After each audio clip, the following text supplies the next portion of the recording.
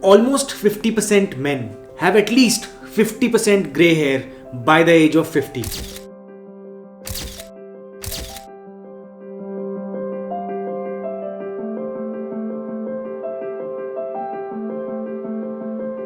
कुछ लोगों की टीन्स में यानी 16 से 20 साल की उम्र में बाल ग्रे होने शुरू हो जाते हैं, तो कुछ लोगों के अर्ली 20s यानी 21 से 24, 25 के बीच में भी आपको ग्रेइंग ऑफ हेयर नजर आने लग जाती है। और अनफॉर्चुनेटली या फॉर्चुनेटली ना, इंडिया के अंदर एक टैबू सा बना दिया गया है कि अगर आपके ग्रे हेयर हैं तो उसको बुड्ढा बोलने लग जाते हैं लोग, और आप रियलाइज नहीं करते कि उसका इम्पैक्ट उस यंग बच्चे के ऊपर कितना ज़्यादा होता है। उसका सेल्फ कॉन्फिडेंस खत्म हो जाता है, उसकी एक अपने आप के ऊपर सेल्फ डाउट आने लग जाता है, उसकी सेल्फ एस्टीम बहुत कम हो जाती है। इस चीज़ की वजह से डिप्रेशन में भी आ जाते हैं कि यार क्यों मेरे बाल ग्रे हो गए या वाइट हो गए, और वो इस वजह से कुछ गलत कदम भी ले लेते हैं, कई बार गलत दवाइयाँ खा लेते हैं, डेस्परेट हो जाते हैं। तो ये चीज़ें मैं आपको आज इस वीडियो के अंदर डिटेल में बताने वाला हूँ कि कैसे सिचुएशन को डील कर सकते हो, कैसे आप इसको ठीक कर सकते हो। तो इस वीडियो को एंड तक देखना ताकि आपको पूरी क्लैरिटी मिले कि बाल ग्रे क्यों होते हैं, उसका क्या इलाज है, उसकी वजह से क्या इम्पैक्ट होता है लोगों के ऊपर, और फाइनली उसके क्या अवेलेबल सॉल्यूशंस हैं। तो बालों का जो कलर है वो ब्लैक होता है because of this pigment called melanin, MELANIN। और मेलेनिन बनाया जाता है स्पेशलाइज्ड सेल्स में जिनका नाम है मेलेनोसाइट्स। मेलेनिन बनता है आपके बालों के हेयर फॉलिकल्स में, जिन फॉलिकल्स के थ्रू आपके बाल की ग्रोथ शुरू होती है, उन्हीं के अंदर मेलेनिन का प्रोडक्शन होता है। तो मेलेनोसाइट्स प्रोड्यूस करते हैं मेलेनिन को और ट्रांसफर करते हैं इसको आपके बढ़ती हुई हेयर की शाफ्ट में। यानी जब आपके बाल ब्लैक हैं तो इसका मतलब यूमेलेनिन का प्रोडक्शन आपके बालों में अच्छा हो रहा है और तभी आपके बालों का कलर ज्यादा ब्लैक दिखाई देगा। तो ये तो हुई हमें समझने की बात कि ब्लैक कलर आता कहां से है। चलो आप समझते हैं कि कौन से वो फैक्टर्स हैं जो इन ब्लैक बालों से लेकर के आपको ग्रे बालों की तरफ या व्हाइट बालों की तरफ लेकर जाता है। सबसे पहली चीज है आपके जीन्स। अगर आपके दादाजी या आपके पिताजी उनके बाल व्हाइट हैं या उनके बाल सर से बाल झड़ने शुरू हो गए थे एट एन अर्ली एज, तो बहुत ज्यादा चांसेस हैं कि आपके साथ भी ऐसा ही होगा। इसका कोई सोल्यूशन नहीं है, ये जेनेटिक है और इसको आप बदल नहीं सकते, कुछ भी करो। दूसरा फैक्टर है हार्मोनिक इंबैलेंस। कुछ लोगों को हार्मोनल इंबैलेंस की वजह से premature greying of hair का इफेक्ट नजर आने लगता है।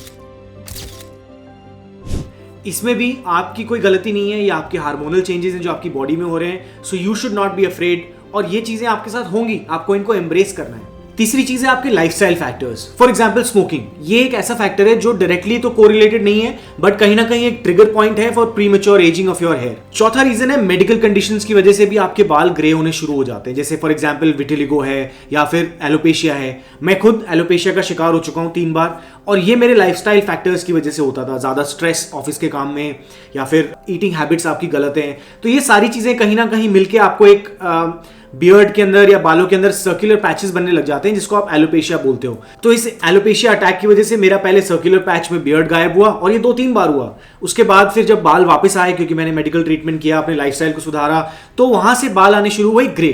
तो वहां से मेरी ग्रे हेयर की सिलसिला था और जो मेरा एक्सपीरियंस था वो शुरू हुआ। तो अब मैं आपको इसके बारे में बताऊंगा in this third part of this video, which is the psychological impact, कि अगर किसी बंदे के बचपन से ग्रे हेयर है या फिर उसको धीरे धीरे आने वाली एज के साथ ग्रे हेयर एक्सपीरियंस हो रहे हैं, तो क्या इंपैक्ट होता है उस बंदे की मानसिकता के ऊपर, उसको किस तरह से लोग ट्रीट करते हैं, किस तरह से वो अपनी सोसाइटी के अंदर एक अपने बालों की वजह से, अपनी बियर्ड के ग्रे होने की वजह से अपना मुंह छुपाता फिरता है और परेशान हो जाता है। क्यों?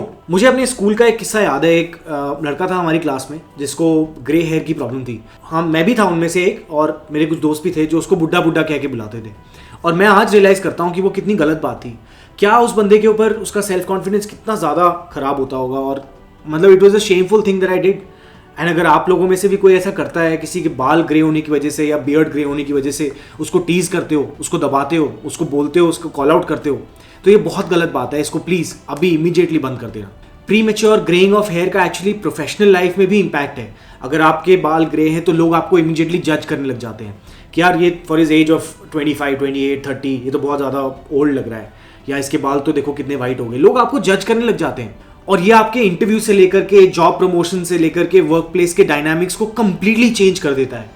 आपके सोशल रिलेशनशिप्स के ऊपर भी इसका इम्पैक्ट पड़ता है। तो लोग कहीं ना कहीं आपको उसके ऊपर जज करते हैं और इसकी वजह से आप अपने आप को इन्फीरियर समझने लग जाते हो और फिर आप अपना सोशल कनेक्शन धीरे धीरे काटने लग जाते हो। तो मेरे भी जैसे जब बाल बियर्ड के एलोपेशिया अटैक के बाद पहले गायब हुई बियर्ड, फिर वाइट बाल आए, तो मेरा भी सेल्फ कॉन्फिडेंस थोड़ा सा हिला था, राइट, फॉर अबाउट 4-5 मंथ्स जब पहली बार मैंने एक्सपीरियंस किया।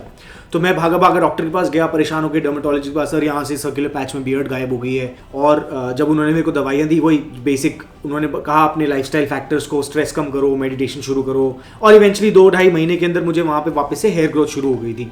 बट जब वो बाल आए तो वो बाल थे ग्रे। तो अब मेरी पूरी ब्लैक, बाल भी ब्लैक है अभी तक, तो बाल में तो जरूरत नहीं पड़ी, बट बियर्ड के बाल जो है एक पैच के अंदर ग्रे आने लग गए। तो मुझे बड़ा स्ट्रेस होता था, मैं बड़ा अंडर कॉन्फिडेंट फील करता था। But it took me some time to realise कि यार व्हाइट बाल और ग्रे बाल एक्चुअली काफी कूल लग रहे थे। That mix of black and white, that salt and paper look was actually looking very very nice and cool. तो मैं धीरे धीरे उसको एम्ब्रेस करता रहा, और अब ये एक्चुअली मेरे लाइफ का पार्ट एंड पार्सल बन गया है, क्योंकि अब मुझे उससे कोई फर्क नहीं पड़ता। It is a part of my identity and I embrace as they are. अच्छा चलो, अब इसका समझते हैं कि अब what are the ways that you can treat the white hair और premature ageing and greying of hair, है ना।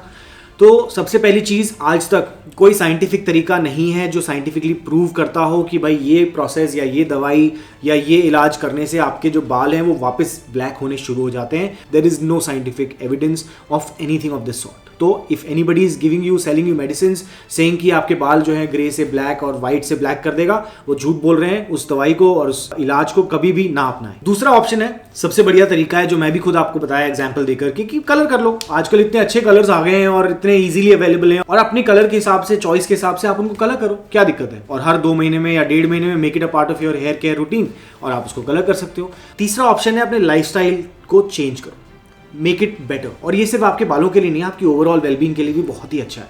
लाइफस्टाइल फैक्टर्स में क्या हुआ, टाइम से सो, तो 8 hours of sleep is a minimum that your body requires to rest well, to heal anything from inside. The body does it when you're sleeping, right? It recovers, it rests.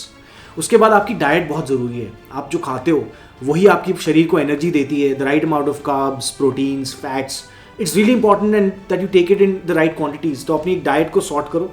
तो ये सब combination जब आपके बैठने लगेंगे ना, तो आपको अपने आप ही बॉडी के अंदर ज़्यादा एनर्जी महसूस होगी, क्योंकि आपकी बॉडी जो आप खा रहे हो उसको एनर्जाइज करने के लिए वो बहुत ज़रूरी है।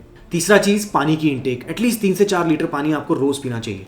स्मोकिंग और ड्रिंकिंग अगर आप काट सकते हो इनको अपनी ज़िंदगी से, तो please cut them out. Meditation की शुरुआत करो 10 से 15 मिनट सुबह या शाम को, जब भी आपको समय मिले। It is actually going to give your brain a lot of relaxation. It is the right amount of food that you need for your brain. और मॉइस्चराइजेशन रेगुलरली, एक hair care, beard care routine बनाना बहुत ज़रूरी है कि एक hair and beard conditioner ज़रूर use करो अपने बालों में और बियर्ड में, एटलीस्ट 2 से 3 बार हफ्ते के अंदर। और साथ में उसको मॉइस्चराइज करो with the help of a serum. So do not be afraid of premature greying of your hair. कोई फर्क नहीं पड़ता यार आपके बाल ग्रे हों या वाइट हों या ब्लैक हों। आपका कॉन्फिडेंस, आपकी नॉलेज, आपके एक्सपीरियंस, आपकी विजडम से आएगा। बोलते हैं ना कि ग्रे बाल के साथ मैच्योरिटी आती है, ग्रे बालों के साथ विजडम आता है, एक्सपीरियंस आता है। तो वही आप में भी आ रहा है और आप में जल्दी आया है। तो I think that's a beautiful thing to happen to you. That's it for this video friends. Thanks a lot for tuning in. हम अगले हफ्ते मिलते हैं नई वीडियो के साथ। अगर आपको कोई टॉपिक जिसके ऊपर मैं वीडियो बनाऊं ऐसा कुछ चाहिए तो प्लीज़ मुझे कमेंट सेक्शन में ज़रूर बताना। I will always be happy to create something that you guys look forward to. Thanks a lot for tuning in. This is me, Rahul Batesra, signing out. Life is more fun when you are at the top of your game. बाल grey हों या white हों या black हों, कुछ फ़र्क नहीं पड़ता।